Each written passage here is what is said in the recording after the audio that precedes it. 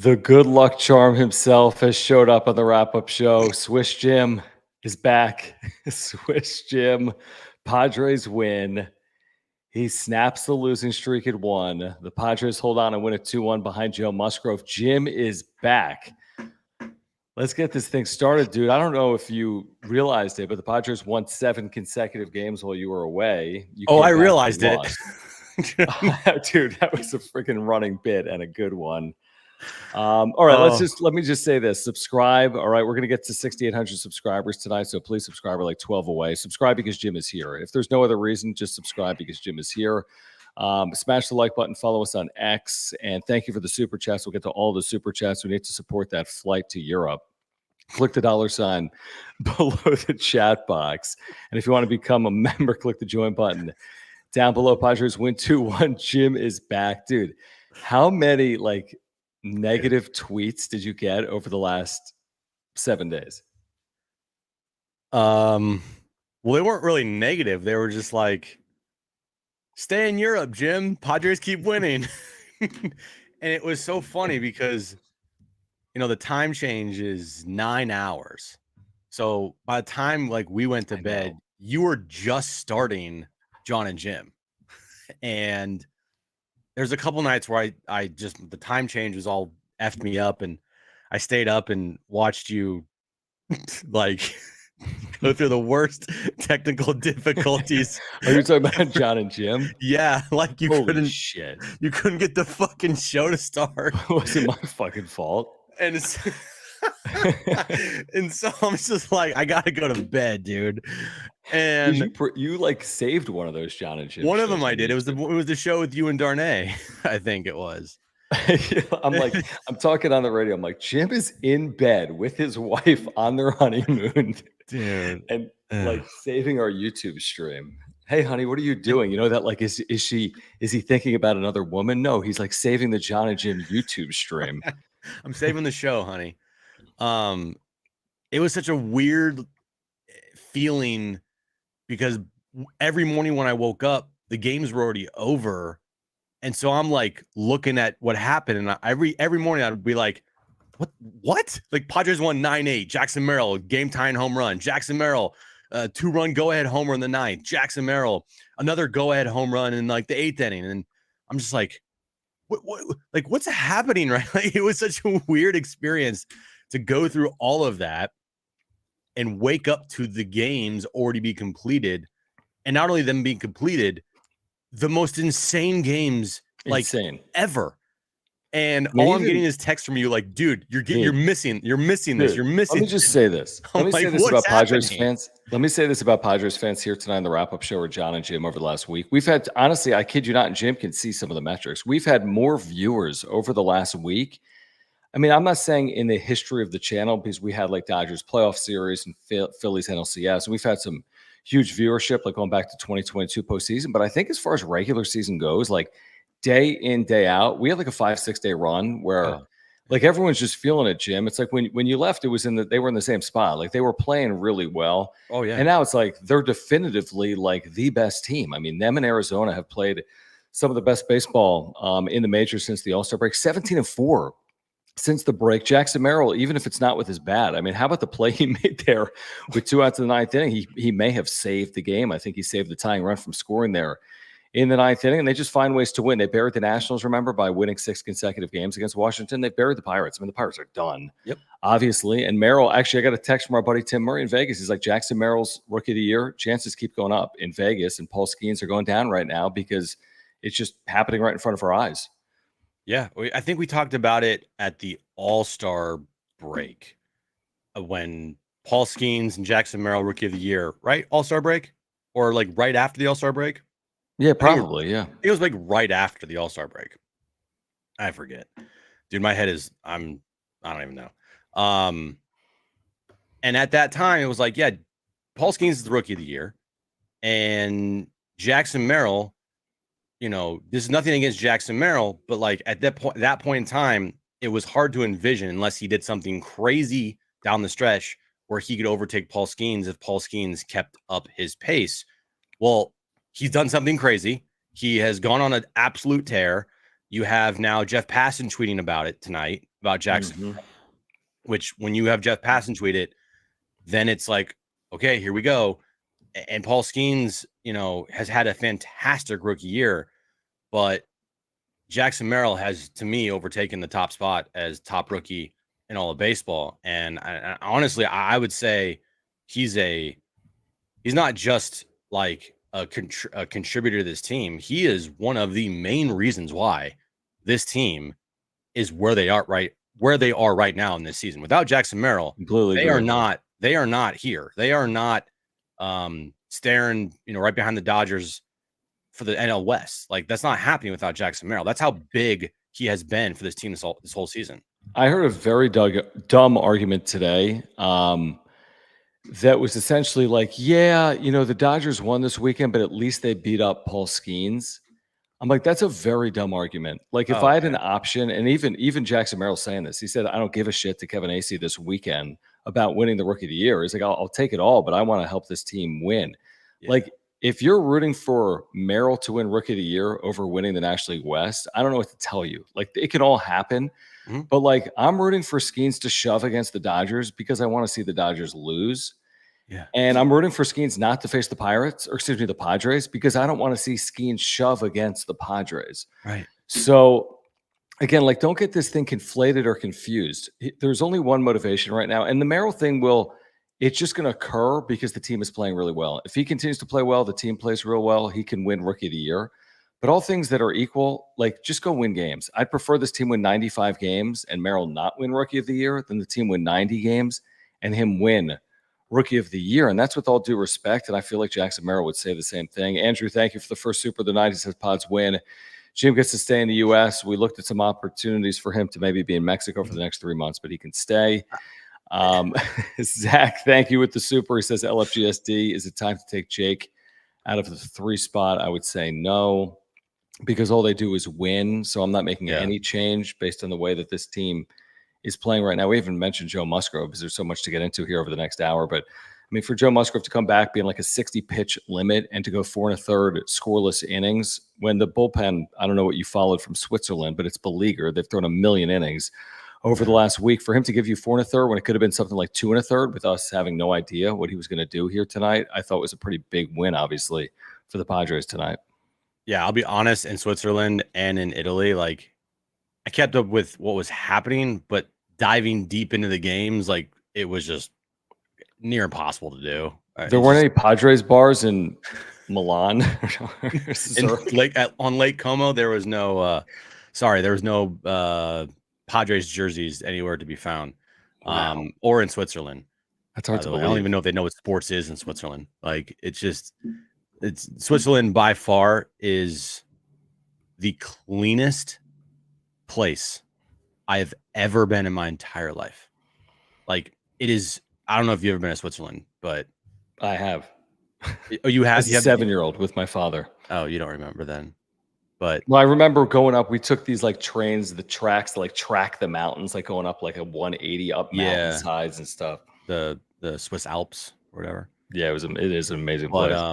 But yeah, I mean, it was such a weird, like, I watched the game tonight and I'm like, whoa, because that was like really the first game I watched in over a week. And the last, what I want to say, I don't know, 8-9 years, I've watched like 95% of Padres games.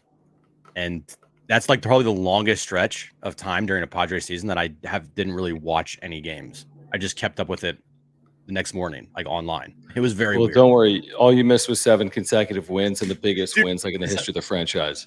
So, like, no joke, I'm thinking to myself, like the other day, I'm like, please don't lose. Please don't lose. Because if they lost, it's all my fault.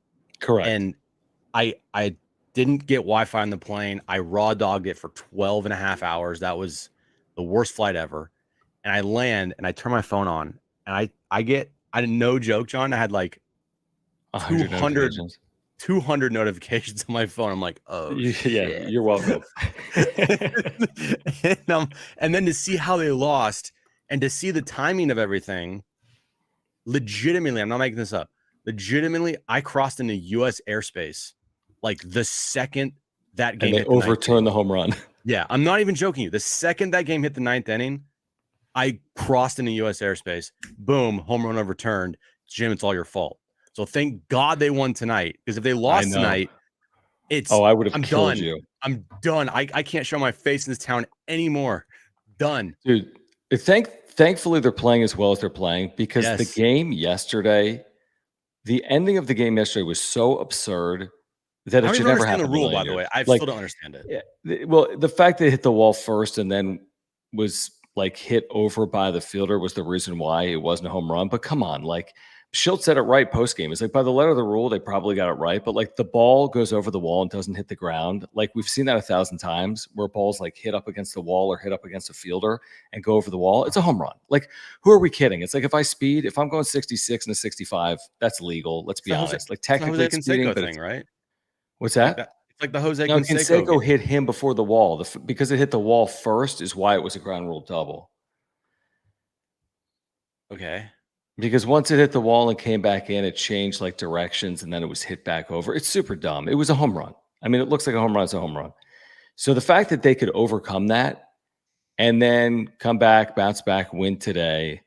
By the way, if they tie that game yesterday, they're winning. Obviously, they win every game that they tie up late. Yeah. So, I mean, they're just playing incredible baseball. And, 3.5 games back, as we know, of the Dodgers. And they got 5-game separation down the wild card, 5 games up on a playoff spot here in the middle of August. I'm pretty like, remember what I said? If they were 10 games over September 1st, I would feel, what did I say? I would trust them. Oh yeah, no, we're done. We're full way trust. past that. Like we're way past that. This team, the discussion now, truthfully, isn't if they're going to make the postseason. It's okay, who are they going to face in the postseason and where are they going to seed? Like that's where I feel like the discussion is going to be going here. Like it's already going there right now. And by the time we hit September 1st, I feel like that is going to be, in permanent marker is not if, but like where they slot in the postseason picture. I hope you're right. I mean, I've been this week with everything going perfectly. I've been dancing around that, like, because it's hard because we've seen teams blow 5-game leads, but then again, with 3 wildcard spots, you can get passed by anyone, but that doesn't put you out of it because you'd have to get passed by 3 teams: Arizona, Atlanta, New York, for example, or St. Louis or whatever. It's like you got to feel good knowing that you've got all kinds of margin right now, and you don't have to outplay Arizona. You don't have to outplay Atlanta. You'd love to. I mean, I truly believe that any of the 3 teams in the West could win the West. I know the Dodgers are getting healthier and they got Betts back and they've won 4 straight now, but their schedule's not easy and they still play Arizona and San Diego. And Arizona and San Diego, dude, are incredible. Like they are I think they're both 17-4 since the All-Star break. So like I'm not counting Arizona or San Diego out. And that's why I think any of those teams could finish 1 through 3, to be honest with you, in the West. Yeah, but again, I just like the confidence level of this team is at an all-time high. They are never out of it. I mean, every game when I was gone, it felt like they had some crazy comeback victory. And I remember looking at one game and they were trailing, and I'm like, oh, okay, they're gonna lose. And then I did something or whatever, and I looked back at it the next morning. I was like, they won. I'm like, what the hell? Like it was just crazy how this team is always in it. They're never out of it. Their confidence level is at an all-time high. They're 13, 14 games over 500 right now? 14 games over 500. And, this is all with pitching, like you said, that hasn't been great of late, but they're getting the job done. And it doesn't matter what the circumstances are. 9-8 game, 2-1 game, 5-4 game, like they're gonna find a way to win. That's how it feels like right now. Yeah, you're right. It's been a lot of 8-7 games. Like here's how it started, dude. Just so you know, you're in the Alps, and you know me, I freak out about this. 17 minutes into a game, the tarp goes on the field in Pittsburgh. Yep. That's such bullshit, by the way, after an inning. Bullshit. Yeah, and by the way, he was then going to go back out there. They had an 8:15 start time Eastern.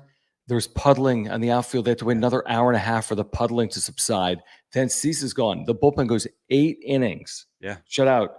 But from there on, they've been chasing it. They've had so many moves, dude. Sean Reynolds and Johnny Brito and Randy Vatt. They've had a million moves of their bullpen just to keep this thing going. And that's my concern. Like, there's no off days here. Look at what they have coming up. They have Thursday off, and then there's another like 15 to 20 straight games, I think, till like September 1st or September 2nd. So, like, the one concern for me is that they've really taxed their bullpen. It's not been their fault. They're winning games in 10 innings. They had that 8-inning relief outing in Pittsburgh. Today, Joe Musgrove goes 4 1/3 innings. That's no one's fault. That was a good thing. But your bullpen still has to go 4 2/3 innings. So that's like my only concern is like, it feels like they're taxing their bullpen a lot, and it doesn't feel like there's any relief in sight. But guess what? They keep winning the game. So whatever, I guess, is the way I'm looking at it right now. Dude, that was going back a week. That was such Bush League bullshit by the Pirates grounds crew. They knew exactly what they were doing. So I don't want to. They have like advanced radars in every ballpark, every grounds crew. They know the exact timing of everything weather-wise. And to start that game, to start it, just knowing that it's going to become a rain delay the second that Cease is done or goes out there and starts pitching, and you're going to have an extended rain delay. I didn't hear what Schilt said, but I'm assuming it was along the lines of something like he was not very happy. Probably was. No, he praised the grounds crew. He's like, man, they have an amazing grounds crew, like an amazing umpiring crew. You know, Schilt. What? Yeah, he like praised the decision yesterday with Kim not being given a home run. You know, like I think it was the right call. I would have lost my mind. I don't know. I don't know how you. Well, here's the thing. I would have lost my mind. There were two issues. Again, they shouldn't have started the game. Just wait for it to stop raining. And then B, once they did put the tarp on the field, it could have been like a 30-minute delay, and their field was so screwed up, it caused another 2 hours. Like, dude, this game ended, no joke. I was on the air at like 3 p.m. San Diego time, and it ended at 9:30 for the wrap-up show. It was like 6.5 hours later that game ended. Yeah, that was the game that I woke up, and it like was like you started the wrap-up show. I'm like, what? Yeah, that's right. Every so often, thank you for the super chat. Guys, if you're here, there's a ton of people here. Please subscribe. Year-round content for Padres fans. We're just getting started. There's a lot to react to here tonight. Swish Jim is back from Europe. So Jim is here. We appreciate the super chats. Make sure to subscribe. We're getting to 6,800 tonight with your help. So please subscribe. Year-round content for Padres fans. Thank you for the super chats like this one from every so often. We will tell you about our title sponsor, Mark Nimitz at Farmers Insurance, in a moment. If you want to make sure we get your super chat, if you support the channel, if you want to control the direction of the conversation, click the $ below the chat box. Tonight, I didn't have any expectations for Joe Musgrove, truthfully. And now he's facing a team that's terrible right now in Pittsburgh, and he does his part, which was awesome, and hopefully he can build off that. Then offensively, they look like Jim was back in town, and they're not doing anything. And then they scratch across a run with Xander, who's been second half Xander, like second half Schilt. Then they add to it with that second run. Man, Jim, this has happened like 3 times since you've been gone. They get like a second run, and then they allow a run and win by 1. They have like a 3-run 10th. They allow 2 in the bottom of the 10th and win 9-8. And that happened again here today, because without the insurance, you're looking at a 1-1 game. Maybe we're still playing. Who knows who walks off for the Padres, but they just find ways. Like, one additional run has been the difference a lot here recently, and they're winning close games that never happened. I mean, we've talked about that a ton. That never happened a year ago, and now they're winning, obviously, every close game they play. It feels like. It feels like, in what I've seen lately, and for honestly, really majority of this season, to their credit, whatever they need late, whoever it is, they get it. Like, hey, we need to move a runner over. They move a runner over. Get a sac fly. They get a sac fly. Hey, we need a big home run here. They get a big home run. Hey, we need just to get someone to come through with the runner in scoring position. Guy comes through with the runner in scoring position. Like, they're going up there, and the situational hitting for this team has been off the charts this year, and there's no exception today. You had up until the 7th inning. My brain's scrambled eggs, but I think it was the 7th inning, and it was the first time all game they had a runner in scoring position, and got to second base. Then he moved to third on a pass ball, and Xander didn't do anything crazy. He just punched the ball the other way. Run scores. Like, that's what they've been doing, and that's what good teams and winning teams do. They don't try to go up there and try to hit a 300 homer every time. They go up there and be like, hey, what do I need to do in this situation to make sure we get around the board? And that's what they do.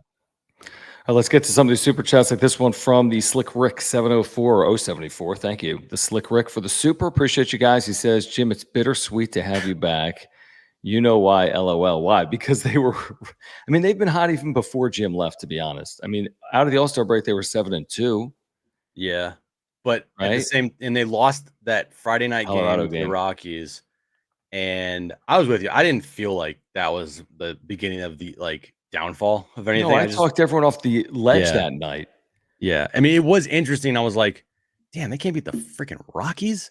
But it wasn't like the doom and gloom. But no, and then I left the next morning, and then they proceeded to rip off 7 in a row. That's right. The day I get back, they lose in the worst way possible. I'm just thankful they won tonight. Because you should be, seriously. I was like freaking out. I was freaking out. I knew you would have been. So I didn't tweet anything because I'm like, I'm just gonna sit and wait. I'm just gonna sit and wait because I know if they lose, my mentions are gonna be an absolute disaster. Blow up. They would have blown up. Mauricio, appreciate you, my friend Mauricio Machado. I like it. Thank you for the super. A little scary at the end, but boom, check. Listen. Suarez, I think they've still only lost one time all year when Robert Suarez has been on the mound. I mean, these are human beings. Like, runs are going to score. I guess that ball kind of ate up Jake Cronenworth, to be honest with you. I was watching my phone at the time, and I never saw a replay on it, but whatever. Run scores, and then Merrill makes that play. We talk so much about Merrill's clutch gene at the plate. Like, this is ridiculous what he's done at the plate, obviously. Insane. The dude didn't play in the outfield until now. And for him to – I can't recall – I don't want to jinx him here. I can't recall a misplay, truthfully. I'm sure there's an error or two in there, but I can't recall some grand misplay. Shoot, Gold Glove winning Trent Grisham, who was the center fielder last year. Think about that. Trent Grisham was the center fielder last year and won a Gold Glove at some point. Did not take great routes on balls and did not make every single play that he was supposed to make. And Jackson Merrill, I think, has done just as good of a job, if not better, defensively than Trent Grisham. But think about that. Trent Grisham never came through for this team other than one time against Clayton Kershaw like a decade ago. Jackson Merrill's come through more in the last week than Trent Grisham came through in 4 years for the San Diego Padres. Like, think about this. If you're looking at the production around the field here, this year in left field with Profar, it's pretty comparable to what you got from Juan Soto last year. Right, third, maybe. I think he's been clutcher. Truthful, I think he's had more big moments, but maybe it's because the team's had more big moments. He's had more big moments than Soto did last year. But I'm just looking at just like baseline stats. That's fair. Machado pretty much the same as last year. Cronenworth has been better for sure over last year. Like, that's a big upgrade. But what I'm trying to get to is, what you got in center field last year compared to what you're getting in center field this year, it's not even close. It's like you replaced a below replacement level player with an all-star, like one of the most clutch players in baseball. That alone. I mean, he is the most clutch player in baseball. Like, that alone has transformed this team. And yeah, definitely. Thinking about what he brings to the table defensively, offensively, his clutchness, his attitude, everything about him. I mean, can you think of a bigger upgrade than from Trent Grisham to Jackson Merrill? Because right now I can't. No, I mean, Jackson Merrill has all the intangibles in the world. And, say what you want to say about Trent Grisham. I think it's completely fair and reasonable from an on-field perspective to be like, this guy was a massive disappointment and probably was put in a situation to fail. They should have moved on from him sooner. For whatever reason, they didn't. That's not on him.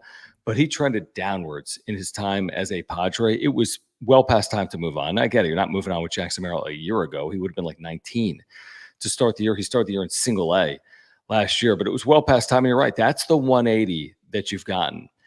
And then from there, it's just, I've routinely said here over the last week, I'm like, they get 1 through 9 production. Like, you don't know where it's coming from, whether it's like Xander Bogaerts, Manny Machado, Jackson Merrill, Luis Arraez had a really good weekend. Like everyone makes some level of contribution. Kyle Higashioka, Donovan Solano. Look at his defense in a night like tonight, for example, for the Padres. David Peralta has been massive for this team over the last week. So it's like, man, whether it's the big names or the scrap heap guys that they picked up in season, it's crazy how clutch they are. And they're never out of a game, Jim. That's the thing. I mean, of course, over the course of a year, they've been out of a game, but over the last like 40 or 50 days, it doesn't feel like they've been out of many games. And that continued as well on the road trip. Even tonight, like no panic. It's 0-0 against the lowly Pirates in the 7th inning. You're facing some spot starter. He should not be going 6 innings. He does, whatever. You don't panic. You eventually get to him with Profar and then Bogarts, which has been a great combination, obviously, for the Padres over the last, few weeks, specifically Bogarts coming back. Yeah. And now you get Joe Musgrove back, which like I have said multiple times, I don't expect anything from Joe. I would be shocked if he came back and like gave any like substantial, I guess, anything. My brain's dead, but like this doesn't differ from most shows, so continue. No, you're right, probably not. Asshole. But anything you got from Joe Musgrove, I considered gravy. And if he's going to give you this going forward, now we'll see how he feels. Like this is great tonight. Sure, you got I agree. what you need: 63 pitches, 4 1/3, 2 hits, no runs. He hasn't really this year, especially hasn't really struck many guys out. He doesn't have any swing and miss stuff, but he's pitching now. He's pitching to contact, and his stuff does look good, but he's not striking out a lot of guys. And the big thing in here is, how does he feel tomorrow? How does he feel the next day? Does he go through his bullpen, his next bullpen? Does he feel fine? Like that's when we're really going to know if Joe's going to help this team, because one start is great, but it can't just be one start. It's got to be like, you got to finish this thing out. I agree. Let's get back to this in a moment. Help us get to 6,800 subscribers on the wrap-up show by subscribing right now. There's 500 of you here live. Please subscribe. We're 6 subscribers away from 6,800. Can't do this without Padres fans. Thank you for your support of the channel. We've been with you on YouTube for the last 3 years, day in and day out, in season, out of season. So thank you. Can't do without our title sponsor, Mark Nimitz at Farmers Insurance. I don't know where his headshot is on that website, but I'll tell you, Mark Nimitz at Farmers Insurance is as excited as we all are. If you've got an insurance need, let Mark take care of you. He's going to save you money and time. I've got homeowners, life insurance, earthquake insurance through Mark, and you can as well. He can save you $750 or more. Click the link in the description down below to get to his website. If you ever need him, he's going to be there for you. I had to file a claim in 2022. He took care of everything. He's got great service and communication. He does auto as well. He does any type of insurance you need, truthfully. So before you renew your policy, call Mark or click the link in the description down below. Or if you're looking for information on a new policy, get in contact with him. He'll talk to you about the Padres. He's a lifelong Padres fan. He's a native San Diegan. So if you support the channel, if you have any insurance need, before you renew your policies, get in contact with Mark Nimitz. Let him save you money and time. He's the title sponsor of the wrap-up show. Yep, all his information, ticker below, mnimitz@farmersagent.com. We reach out to Mark. Let him know that John and Jim from the wrap-up show sent you. One thing that wasn't going perfectly for the Padres while you were gone was Jeremiah Estrada out of their bullpen, who I thought got through a very tricky assignment here tonight, which was pitching in a scoreless game. Trying to keep a game scoreless. He has not been as good since that whole, I don't know if it was a COVID scare or that sickness. It's been months now. I mean, you're probably looking at 2 months for Estrada, and he hasn't been that same pitcher he was the first 2 months of the season, but he gives you that scoreless inning. Tanner Scott's been, he's been terrific. He's had some big moments over the last 10 days for the Padres. He did his job despite allowing a leadoff double in this game. And then Robert Suarez, again, allows the run, but I'm almost like okay with like watching how these guys respond to the adversity. Tanner Scott, the leadoff double, Estrada with men on, Robert Suarez with the tying run on base, the go-ahead run in the batter's box. Like, this bullpen has been sold as one of the best in the sport. Now they're being leaned on heavily. We thought, you're not going to have to go turn to Suarez 4 out of every 5 games. Or Scott, I think Scott's thrown 5 of the last 7 games.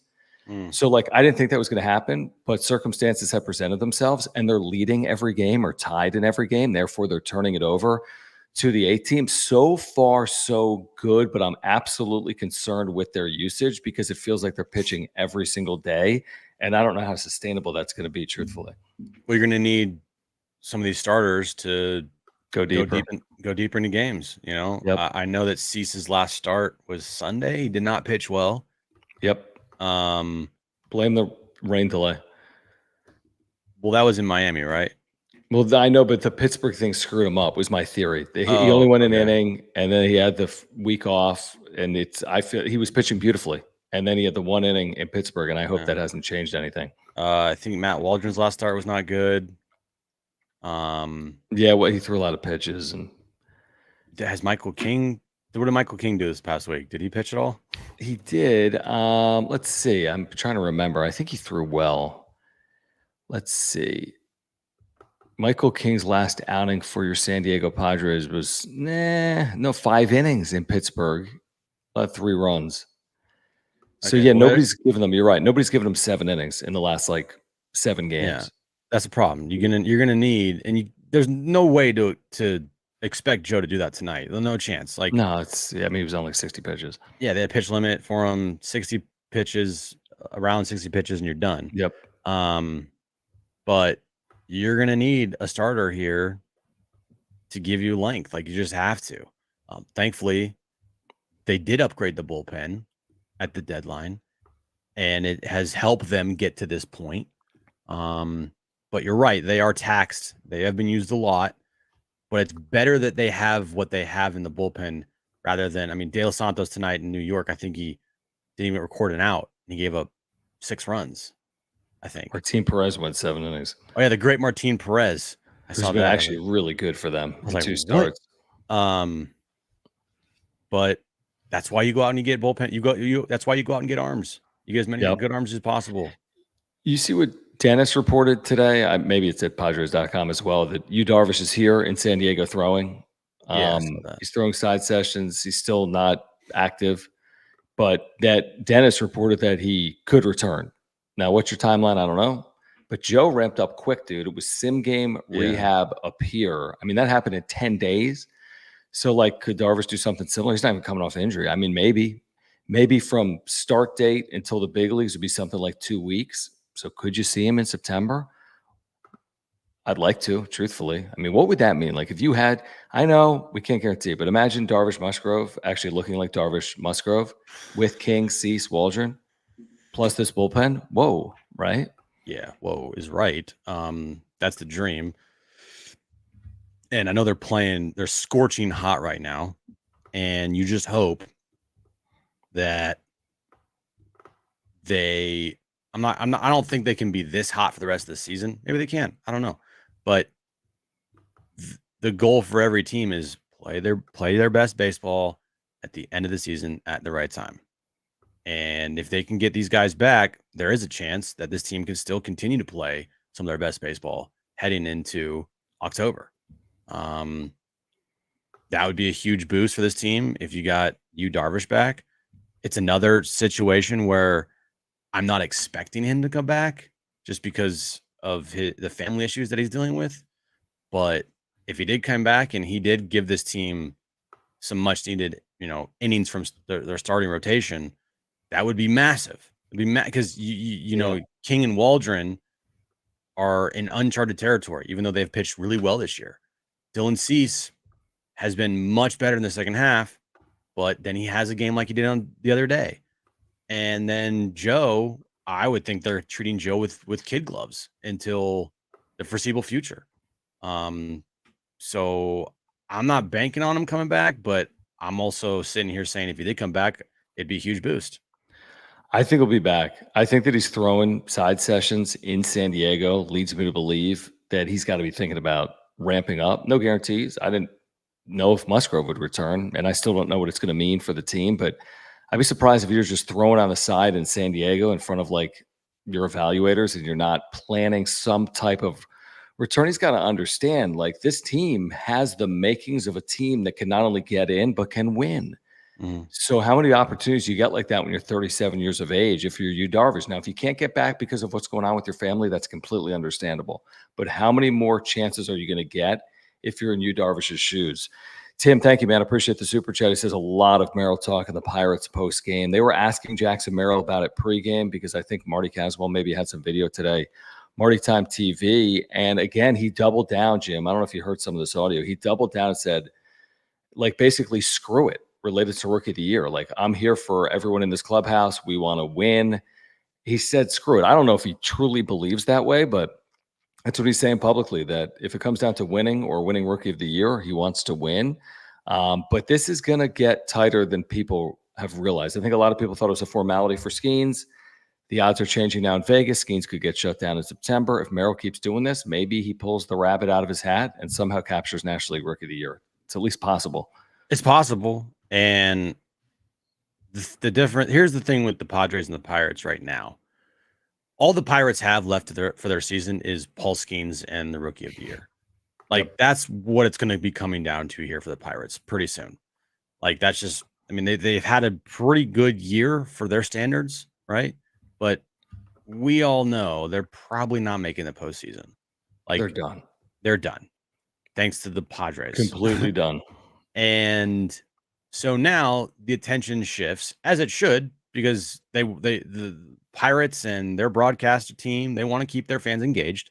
So now it's all about the Rookie of the Year, and it's all about Paul Skeens.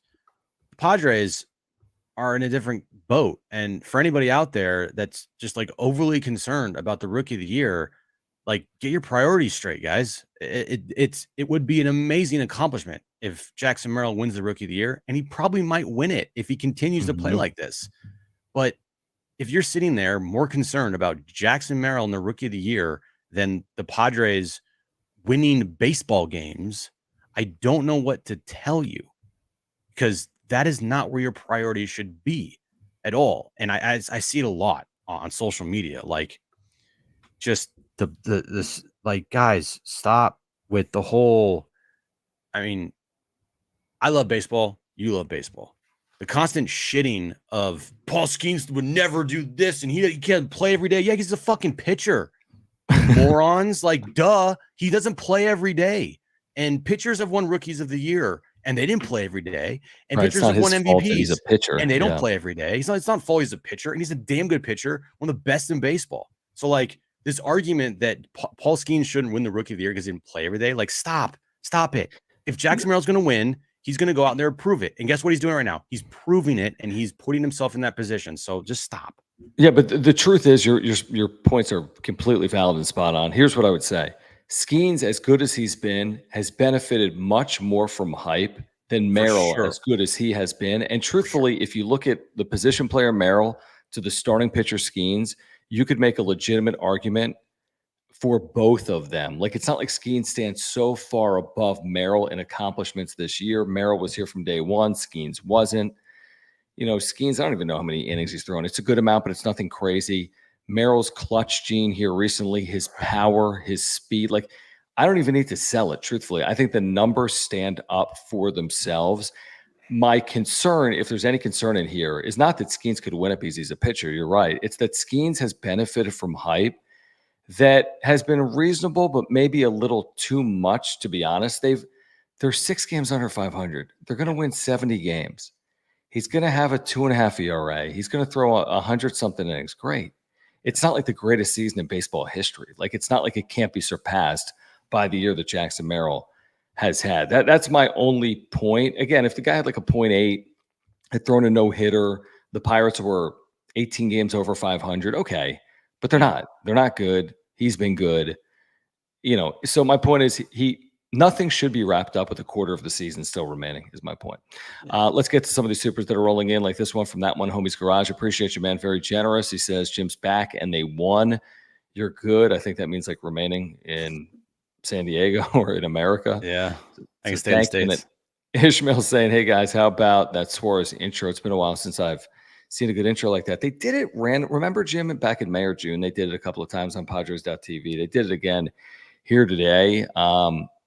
Yeah, I mean, it's kind of cool to see the entrance of a closer like that. I mean, that's a big deal sometimes. Obviously, in the major leagues, you got 40-something thousand people there. So, and Robert Suarez has been great. I mean, Robert Suarez has been just unbelievably valuable, clearly, for this team all year long. Yeah, I mean, the intro for him that one time was, I mean, I'll just say it was god awful. It was just like, what are we doing? It just had nothing to it. They fixed it. They made it better. And this time it was much better. First time they did it, it was like, you guys need to fix this because it's not really showing great on television. This time it was much better than last time. And yeah, it's keep doing it. It's pretty cool. Yeah, I don't even. What's he up to now in saves? I didn't even look. I mean, what's? It's not a crazy number. It's just he doesn't blow saves by and large. He has the only thing that I think in my head isn't his saves. It's the craziness about he's pitched every single game he's pitched in this year besides one they've won. Yeah, it was the Phillies game in Philly. You're right. So like that's what I 26 saves, 1.71 ERA. So he's been damn good. One of the best closers in the game, one of the best relievers in the game, along with Tanner Scott, truthfully. Moises, appreciate you, man. He says, any cool travel plans ahead, Jim? Hopefully out of the country between October 1st and 24th. Kind of LMAO. Welcome back. Fingers crossed or peace? I'm not sure. Peace. Peace. No, I don't have why don't you go the Alps are nice that time of year. I'll go back to Italy. Perfect. Everyone's a winner. Yeah. Hendrick, thank you for the super chat. He says, at the ASB catching, Atlanta seemed out of reach. Oh, we're talking about the All-Star break. Yeah. Now they are chasing the Dodgers. Hashtag LFGSD. Yeah, Atlanta would be out if the season ended, I think, today. I think they're on the outside looking in the postseason. Oh, they won. So they're actually, game up on the Mets. But yeah, Atlanta's been on hard times. And man, I just look at Arizona and San Diego and even LA, and I'm like, I hope this is a thrilling ending. I really do, Jim. I hope, like, with 6 games to play and you've got the Padres playing the Diamondbacks and the Dodgers, I hope they're right there. Like, I hope it's like within 2 games of the division with 6 to play, because I just feel like that would be good theater heading into the postseason if those 3 teams are all separated by just a couple of games, which is definitely possible. That last week, John, that 6-game road trip for the Padres through LA versus the Dodgers and then Arizona to finish the season off. Whew, that could be great. Damn good, compelling baseball right there. Could be.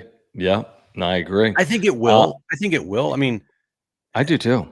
I just think that it is a legitimate talking point right now to look at the division. Like, no doubt about it. The 3.5 back. And now if they start September 1 and you're like 6.5 back, maybe it's a little out of reach, but they get to September 3 back or better. Like, game on, man. Game on. Like, look at this. I mean, I could be wrong. I just don't see 6.5 back with Pittsburgh at home at Colorado. We'll see Twins and Mets at home. Okay. In St. Louis, I guess isn't easy. But then you come on, you got Detroit and San Francisco and the White Sox still ahead. I just feel like it's doable. I'm not saying it'll be done. I'm just saying it's doable for the Padres to at least hang around in this thing. Stay within arm's reach. Stay within 3 or 4 games for the next few weeks, hopefully longer. Juan says he'll buy your plane ticket for the postseason. Anywhere you want to go. Yeah, I want to go back to Lake Como. So I need you to buy me and Aaron. Perfect. A couple tickets to Milan. Will this cover it $1.99? This will not cover it, but it will get me a cappuccino at Lake Como. Well, in like $14.91, maybe it would have covered it. When you would have walked. I don't think they didn't have planes back in $14.91, and I could not have walked to Italy if I was here in California. We could take a boat. Then I could take a boat. It'd be like the Oregon Trail on a boat, and I'd be dead. I'd be terrible. You'd be dead. Carlos, my man, what's going on, bud? Thank you for your support of the channel. Thanks for hanging out, guys. If you're here, subscribe. Have we gotten to 6,800 subscribers? We're damn close. I know that. We're like 3 away. We're 1 away. Who's going to be Mr. 6,800? It's like being Mr. Clutch. It's like winning the lottery, but you don't win anything. That's exactly right. It's like winning the lottery, but winning nothing. 6,800 subscribers, man. Thank you, Padre. We're at 6,801. Clap emojis for everyone here. Everyone here, give yourself a hand. Smash the like button. Let's go. And subscribe. I mean, we're going to get to 7,000 by the end of this month with your help. Somebody just unsubscribe. We're at 6,800. Carlos, thank you. He says, Jackson Merrill more electric than Tatis. This is a great I love that. It's a great Talk to the question. Is Merrill's rookie year better than Tatis's rookie year? The No answer, question and about it's it. not recency bias, is yes, because he's going to play the whole year. Tatis played 80 games. I want to say Tatis's like wow factor in his rookie year. Yeah, it might have been higher. Just because you're like, what? But there is no question. If Jackson Merrill's season ended tomorrow, knock on wood, I'm sorry, it's a better rookie season than Fernando Tatis Jr. No question about it. I agree. Yeah, no, you can't compare. I mean, this team is nothing. You can't compare this team to 2019, and you can't compare playing in a full season to Fernando Tatis Jr. playing, I think, 83 games in 2019. I like this. Carlos on a rampage here with the super chats. He says Musgrove start equals encouraging. Kim not such a bum. I mean, Kim's been getting all this criticism here. They're winning. Here's the thing. They're winning, and not just that. He's made some defensive miscues. He's had some high strikeout games. He's not necessarily hitting. The ball he hit yesterday, like we're going to fault him for that not being a home run. I'm His not. fault. He came through multiple times here today in one way or another. So, like, I'm not going to – guys, they're 17-4 since the All-Star break. I'm not going to criticize Jake Cronenworth, Hassan Kim. Truthfully, Bryce Johnson, just bring me Fernando Tatis Jr. back. But I'm not gonna be like, man, if this team didn't have Bryce Johnson, they'd be 19-2. And they're like, no, they wouldn't. They'd be 17-4. You don't play better than 17-4 baseball. Yeah. Dude, do you realize they went 16-2 over an 18-game stretch is the best in the history of the franchise? Is that good? Yeah, exactly. So don't tell me about where would they be without Bryce Johnson? In the exact same spot because they've been unbelievable since he's been on the roster. There's no like complaining about like how they're winning these games. I mean, there's things that you have to look at and talk about, like, hey, the usage of the bullpen, the starters, they need to go deeper into games. But all in all, offensively, they're getting it done every night, it seems like. And when they don't get it done, they still put up a bunch of runs. And then now you go back to, well, bullpen's a little taxed and this and that, and this guy maybe move here and there. But there's no like, get this guy off the team because they're winning at a very high clip. We'll react to this, Carlos, on the other side because you bring up a really good point. But I do want to remind our viewers, and we'll get back to it, about our friends at Mova Globes. All right, Michael in the chat tonight, as he always is. You can see Jim's Mova Globe back there. Look at this. I got my Padres officially licensed Mova Globe. We've got these Planet Mova Globes. I know that some people have picked them up over the weekend because Michael let the chat know last night. This is the time to do it. The Padres hopefully heading for the postseason. Take advantage of an incredible offer on these right now. Use promo code PWS10. That's PWS10 by clicking the link in the description down below and get 10% off. These spin based on artificial and natural light automatically. There are no cords. There are no wires. There are magnets inside of them. They're spectacular. They're officially licensed by Major League Baseball. They have all 30 teams. And the technology was invented right here in North County, Cardiff by the Sea, within miles of where I'm broadcasting from right now. Shoot, Jim used to live in Cardiff by the Sea. Jim, did you invent this? Unfortunately, I didn't. If I did invent it, then I would be the one having a wedding on Lake Como. But I didn't. Oh, dude, that's such a good point. Maybe next. Well, no, I hope there's not a next wedding. Well, maybe like a friend, but not for you. But these are available right now. Click the link in the, I don't know what I'm talking about. Click the link in the description down below. Get 10% off. They've got all 30 Major League Baseball teams. In addition to that, check out all the cool globes available across sports and otherwise. Mova Globes. Click the link in the description down below. Great company based right here in San Diego. Take advantage of an incredible offer of 10% off by using promo code PWS10. That is PWS10. All right, let's get back to these. Thank you guys for hanging out. We're well past 6,800 subscribers. Keep subscribing. We are the home of Real Padres Talk. What do you think about this? Padres need to sweep here because the Diamondbacks are also, I think, 17-4 since the break. Yeah, they keep winning too. But like, here's the thing with the Diamondbacks. You're not really what you're competing with them for is positioning in the postseason. Are you gonna be the 4 seed, or are you going to be the 5 seed, or are you going to be a division champion and potentially be the 2 seed or the 3 seed? Like, so you're not competing with them for a playoff spot. You're competing them for positioning in the playoffs. That's how I view it. And it is, it would be way more frustrating if it's just like you and the D-backs and one person gets in. But most likely, you're both getting in. Yeah. Oh, by the way, like you just said, they're talking about, are they going to win the division? Are they going to be the top wild card, the second, the third? The Padres are not only 3.5 games out of the division, they're 3.5 games out of having the best record in the National League. Yeah, the Phillies have fallen off a cliff, right? Yeah, they just haven't played well. They've been mid. Yeah. And especially since the break, and now their record is worse than, like, it's Dodgers, Phillies neck and neck, which means the Padres are right there. I mean, think about that. You're anywhere from this is true. Out of LA, San Diego, Arizona, you're anywhere from the 1 to 6 seed. I almost like I'm beggars can't be choosers, but if that's even the right term. But how we've seen the trend of baseball in the last couple years, would you want them to be the 1 seed to have a first round bye and best record in the National League? Yes. Because it's just the division means something. So go win the division. Okay, fuck, screw it. Go in the division, get home field throughout the playoffs, and don't lose in 3 games in the LDS. Yeah, exactly. Carlos, thanks again. He says, need Jim to go back to Italy all October. I think he'll do it. I would do it. Take one for the team. I would do it. Take one for the team and move to Lake Como and call in. I would. That place is incredible. Yeah. Take one for the team and do that.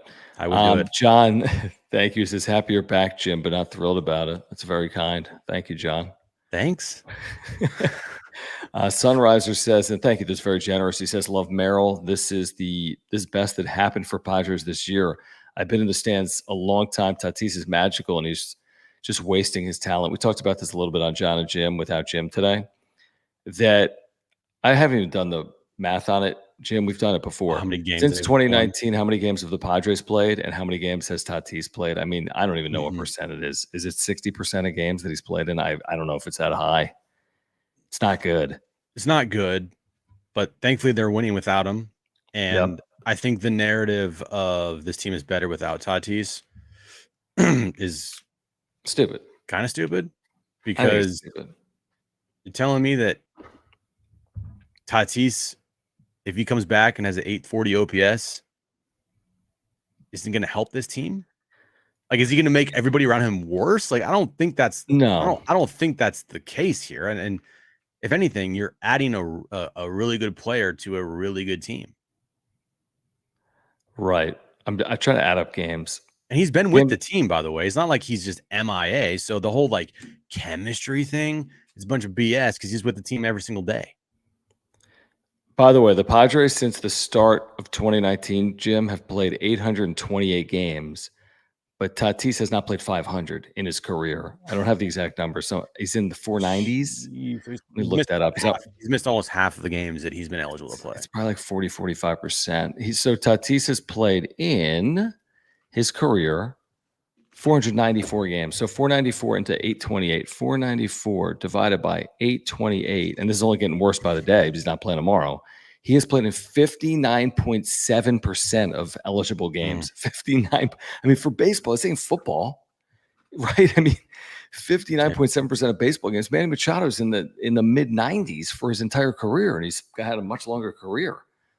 He still has a long career left. Like, it's not like he's 38 years old, but up until this point for Tatis, he's a Hall of Fame talent that has been not lived up. A guy that's not lived up to it, and he's been injured, and he's made stupid mistakes off the field to cost him. So, like, in that sense, I mean, his first 5 years in the bigs have been a disappointment, right? This is 6th season. His first 6 years in the big leagues has been disappointment. He missed a year. Yeah, he missed a year, and he missed another half a year, and he's now missed another half a year. I mean, this guy needs to stay healthy for a season. It's been a disappointment. There's no question about it. Hall of Fame talent with it's just turned into a disappointment so far. Yeah, it's a tough thing to say. Like, yeah, this guy had Hall of Fame talent if he would have stayed healthy or stayed away from a suspension. And he ended up hitting, I'm making up 350 home runs. And you looked at this guy day one and said he could have hit 650 home runs.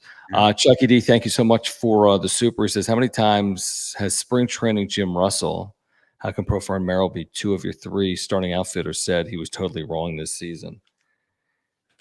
Well, probably a lot, but at the same time, I mean, in my position and like the position that we have, like we're going to be wrong a lot of times. I mean, I said the same thing, obviously. It's the people that don't acknowledge they're wrong that are annoying. Like you see it on the talking head shows and they say these things and then they're like they're on either awful announcing or things exposed and they never address like, yeah, I was wrong.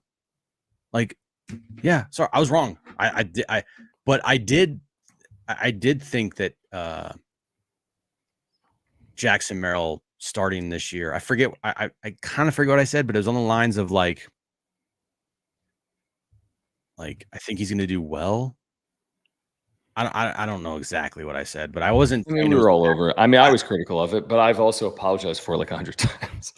I don't think I ever once said that it was the wrong move to put Jackson Merrill in center field. No, we just asked the question of, is this going to like pay dividends? Like, is this asking too much of a 20-year-old switching positions, playing center field every day? And that's a fair question to have asked. Fair as hell. But again, people say like, "Oh, you're just a bunch of fucking haters." Gee, okay. You're a hater. Ben, thank you for the very generous super chat. Going back to Switzerland. Hello from San Diego. Ben's back in San Diego. He had been in Switzerland and Lake Como, Italy. Lest we forget, Merrill is doing all of this while playing a brand new position. Yes, FTJ did it last year, but to do so in season 1 is even more incredible. I give the rookie impressiveness edge to Jackson. I'm with you, man. And listen, one season doesn't make a career.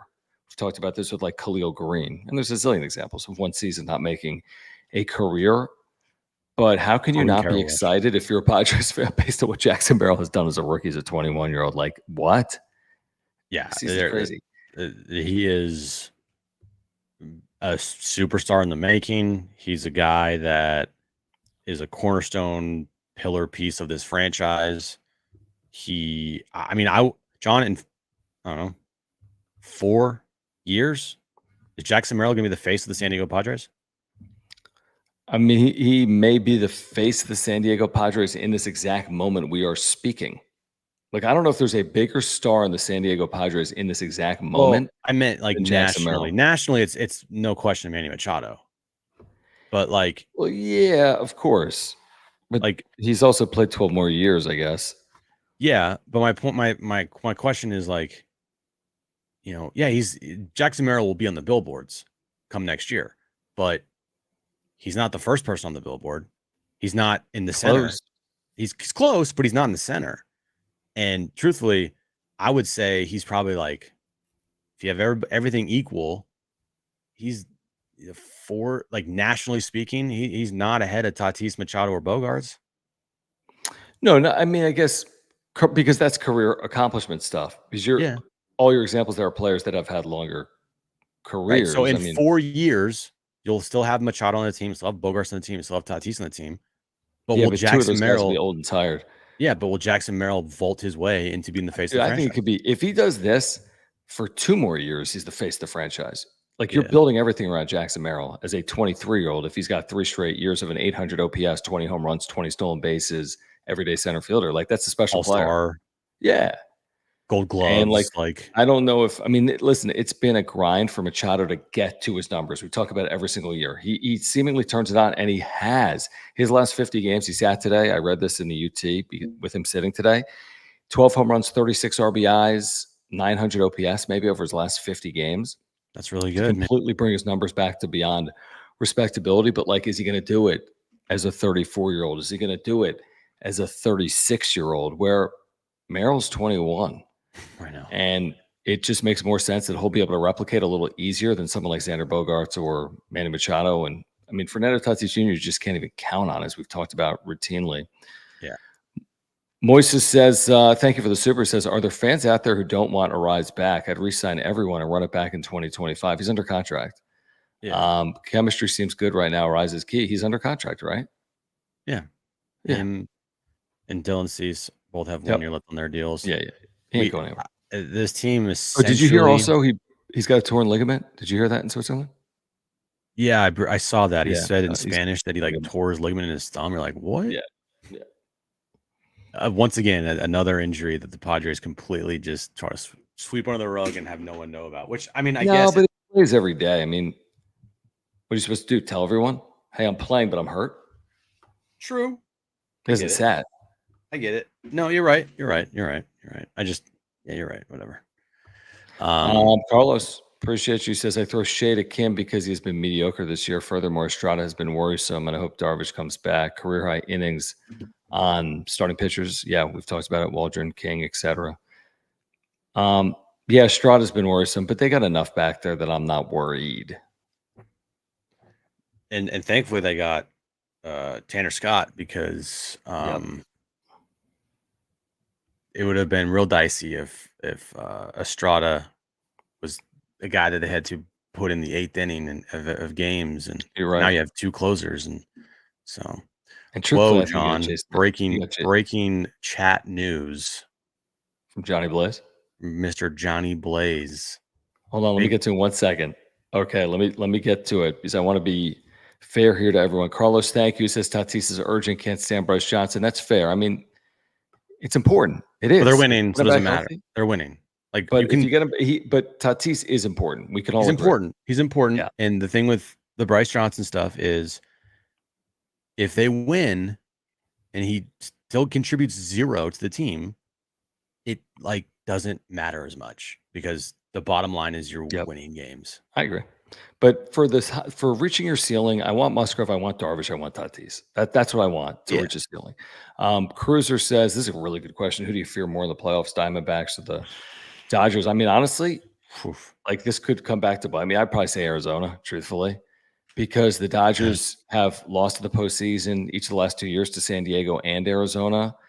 And the Diamondbacks are playing better than the Dodgers are right now, and so are the Padres. So, I mean, I'm tempted to say Arizona. Also, the Dodgers starting pitching, like, I guess it's going to maybe figure itself out because they've got like the Kershaws and maybe they'll have Yamamoto, but I don't know. It doesn't seem like their starting pitching right now is in that elite category. Not right now. And the bullpen for them hasn't been like a strong part of them this season, but it's also, hey, are you going to choose? I don't know the exact order. Ohtani Ketel Marte or Shohei Ohtani. It's fair. Jock Peterson or Freddie Freeman and Mookie Betts. Yeah, like you're saying, like at full strength, the Dodgers are the more worrisome team. Yeah, it's probably true. Even though the Padres have played the Dodgers this year, fantastic, really well.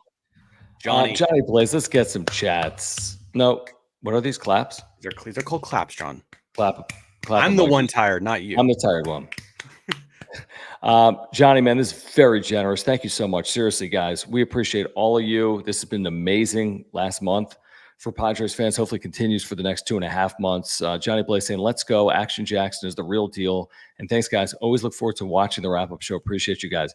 That is a great public service announcement to remind you to tell your Padres friends that we do this each and every day, because we're not going to be able to do this each and every day if you don't watch the wrap-up show or listen and watch John and Jim as well on San Diego Sports 760. So we appreciate each and every one of you. We've had a couple of these supers here roll in over the last week or so with Jim on the road. I thought it might have been because Jim was on the road, but apparently not. So thank you, Johnny, for man. Very generous super chat. Subscribe. Let's go. Johnny just told you to subscribe and smash the like button because Johnny just told you to smash the like button. And thank you guys for the super chats. Click that $sign below the chat box. I think, what do you think? The best era in wrap-up show history was probably the 2022 postseason in terms of interest because it was the 2022 postseason. Yeah, but we didn't have the same following as we do now. We didn't. So I'm wondering if now is kind of rivaling the 2022 postseason in terms of interest on John and Jim and the wrap-up show. Yeah, I would say. I mean, it's just. I mean that Dodger game though, it blew up. That thing was crazy. Postseason. That was a crazy. It's still the most views ever on a wrap-up show. Maybe somewhere like 12 grand.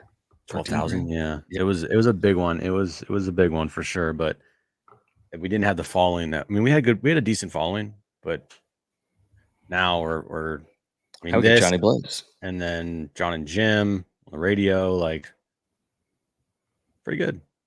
Appreciate you guys. Seriously, really do. Carlos, back to you. He says, love the entrance by Suarez. Hate the song. I don't know what the song is. What's the song? You know me. I don't know songs. It's What I does think Suarez it's come into? I think it's a Puerto Rican song. I'm not sure. I don't know. Someone put in the chat whatever the Suarez song is. And while you do that, I want to remind you about our friends at Look at this, Jim. You like this new graphic?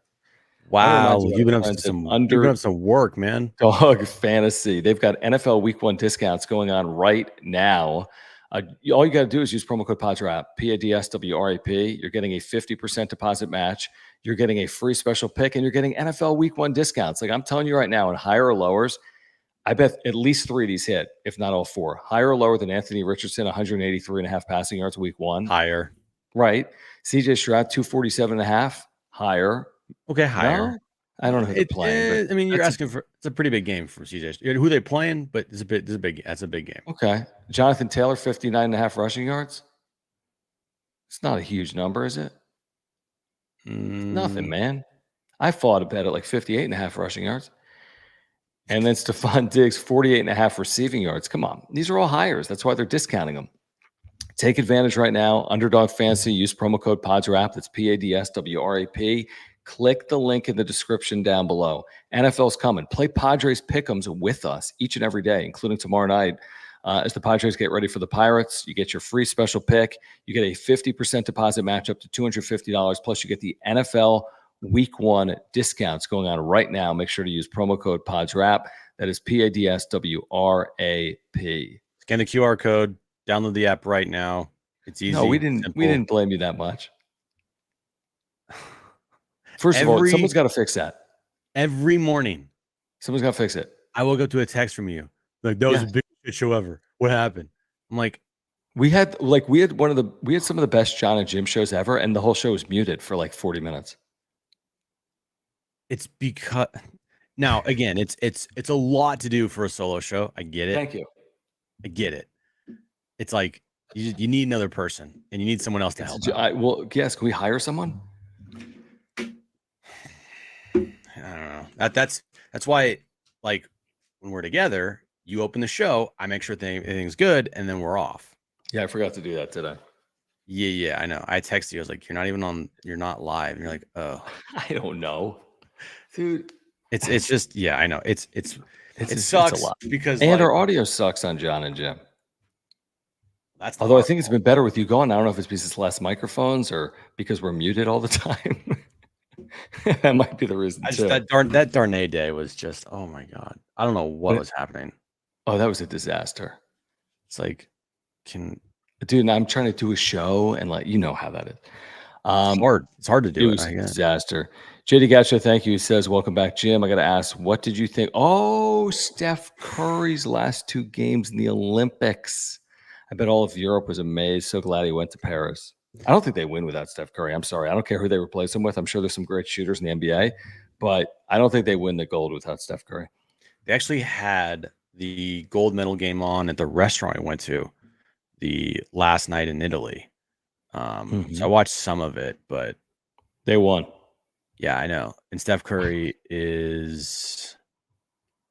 that was like the final infinity stone for Steph Curry was that moment. And he now has pretty much a almost perfect basketball career. Other than blowing a 3-1 series lead to LeBron, yes. That's why I said almost, you motherfucker. Do you know? Okay, I got a trivia question for you. It was Brent's Trainwreck Radio. Okay. There are 9 players in NBA history with a gold, regular season MVP, finals MVP. Obviously, Steph is in this group now. And I think I'm missing one other thing, but you get my point. Like MVP, finals MVP, gold. I'm missing maybe one other thing. Can you name those 9 players, even though I'm not telling you one of the categories? Magic Johnson. Correct. Larry Bird. Correct. Michael Jordan. Correct. Hakeem Olajuwon. Correct. Shaquille O'Neal. Correct. LeBron James. Steph. Kobe Bryant, Steph Curry. There's one other. Gold medal. Who? I'm thinking gold medal. There's one more? It might be. You did 8, I think, and there's 9. Who else is on this? Oh, is it KD? Kevin Durant. Kevin Durant. It's Kevin Durant. He's got an NBA Finals MVP, right? Yep. He's got a regular season MVP? Yep. Okay, then it's Kevin Durant. Those are your 9. Those are pretty good. That's a pretty good list. You got basically that generation you got that 35 years ago generation, and you got the today. Like it's split between 35 years ago and like today. Yeah, with that was birds and probably the one of magic. the most. That was one of the most iconic shots you could have. I mean, it's crazy. Are you talking about the France women's team hitting a 2 at the buzzer to lose by 1? By the way, the U.S. women's team, I mean, shouldn't we be maybe winning by more than 1? Hey, I have an idea. Maybe, congratulations to the U.S. women's team, but maybe you should have had Caitlin Clark on the team. Oh, more true. More people would be talking about That's a great women's basketball, because I'm sorry, nobody was talking about it. Nobody was talking about it, and they were great. But like, I mean, it kind of played out how everyone thought it would play out. Caitlin Clark's not on the team. Nobody's going to watch. I agree. JD Gotcha following up by saying, I bet Jim lost his mind when Steph hit the golden dagger. I definitely did a master class. Well, that like shot happened at around, I think, midnight. Was it? Yeah, I think it was midnight. Wasn't the game live in Europe? Like, so wasn't it the same time zone? Honestly, I forget. I don't know, but that's a good point. Maybe it was that late. I don't know. No, it's not. It was that late. Yeah, it was. The game started at 12:30 Pacific, which means it started at 9:30 European or wherever the hell you were. Yeah. So it ended at like 11 something midnight or later. Yeah, probably 2.5 hours later. I had to be up the next morning at like 5:30. Dude, I got right to travel. The most sleep I got in Europe was probably 5 hours, 5.5 hours. You know, shit. I was texting you every 2 seconds and you were replying, and it was like weird. It was, dude, texting at weird hours because we were. I can't believe you had internet the whole time. Well, I had my phone, and I had like, it was like, I had like the unlimited plan. You got the plan, right? Otherwise, you're gonna be spending like $60,000. Well, they said, congratulations, you have unlimited data. It's like $12 a day. That's not that bad, right? For 10 days or 8 days. Well, me and Aaron combined, we're on the same plan. So me and Aaron paid $18 total for 7 days per day. Like, yeah, it's not bad. You got to just do it, you know? And my phone just did it for me. So I was like, it's cool. Yeah, exactly. Oh, man. All right, guys. Well, Jim's got to go. He's arguably tired. We're going to be back tomorrow. By we, I mean we.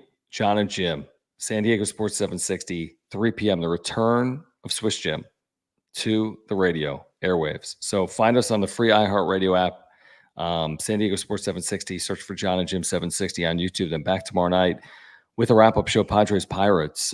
Game 2 of a 3-game series. Can the Padres keep it going? They're 4-0 against Pittsburgh.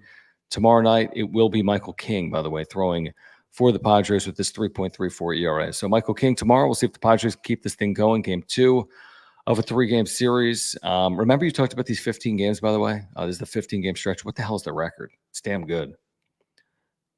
The Colorados and the... Oh, yeah. 5-1, 2-1 is 7-2, 8-2. 8-2 with 5 to go. So you go 4-1 here, 12-3. They've played really well, obviously. And that essentially makes your season. Yeah, it's a big part of it. It's a big part of it. Okay, Mark Nimitz at Farmers Insurance is our title sponsor. Please support Mova Globes. Use promo code PWS10 if you want 10% off. Again, promo code PWS10. Click that link in the description down below. And Underdog Fantasy Play Along NFL Week 1 discounts going on right now. Use promo code PODSWRAP. That's PADSWRAP for Tired Jim. I'm slightly tired, John. We'll see you tomorrow. Peace. Bye.